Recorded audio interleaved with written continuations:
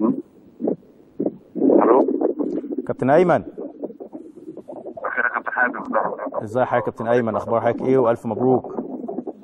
الله يبارك فيك يا كابتن حازم، الله يخليك. كلمني على المباراه يا كابتن ايمن، اجواء صعبه جدا ولا شفتها قبل كده؟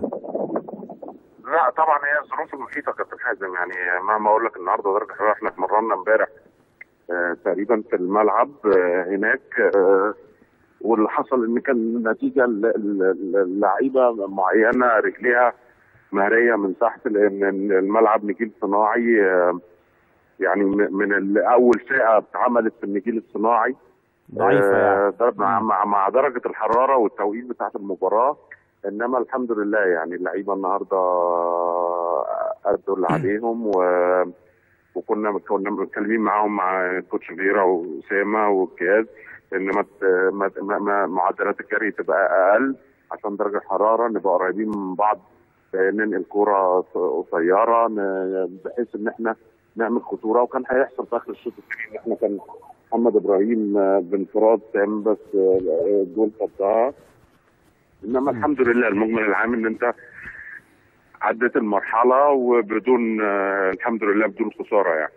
طيب النهارده انت حضرتك كنت مبلغ كمستر فيرا مثلا ان احنا عايزين نلعب الجونين، ولا كنت بسمع في الراديو العب واحد رجليه وجعته شويه من الحر فطلب التغيير؟ يعني برضه وضح لنا هذه النقطه. لا والله هو كان في اتفاق من واحنا في مصر ان احنا عايزين الشناوي يبقى موجود، لان هو بقى له 12 يوم بيتمرن، بحيث ان احنا نرجعه الملعب ونديله الفرصه ونديله الثقه اللي يكون موجود، لانه بقى له فتره من ساعه عمليه الغضروف.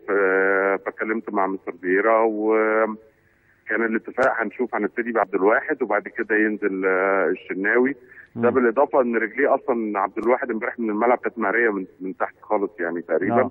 الحمد لله الشوط الاولاني عبد الواحد لاعب كان كويس، الشوط الثاني برضه الشناوي يعني انا اطمنت عليه لما نزل. جت عليه حاجه مثلا؟ عمل ريفلكس كويس يعني؟ جت عليه حاجه؟ كان في خطوره الشوط الثاني؟ لا جات له كورتين، الكوره بالعرض يعني لعب عليها كويس قوي، وبعدين في كوره في اخر الشوط الثاني كانت شبه انفراد يعني، الفرد بتاعهم شاطها قدر يطلعها بشكل كويس ومميز يعني. فاطمنت النهارده الحمد لله ان هو رجع يعني.